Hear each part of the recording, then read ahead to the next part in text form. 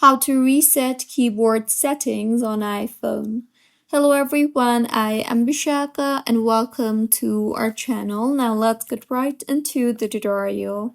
Firstly, go ahead and launch the settings application on your device, and now scroll down and tap on general and scroll down again and tap on transfer or reset iPhone option you see there. Further, tap on Reset and then tap on the Reset Keyboard Dictionary option you see there, and when prompted, enter your passcode. Once entered, tap on Reset Dictionary again, and with this, all custom words that you have typed on your keyboard will be deleted, returning the keyboard dictionary to factory defaults. So this is how you can reset keyboard settings on iPhone. If you find this tutorial helpful, please like the video and do comment if you have any queries. Also, do subscribe to our channel for more helpful tutorials like this.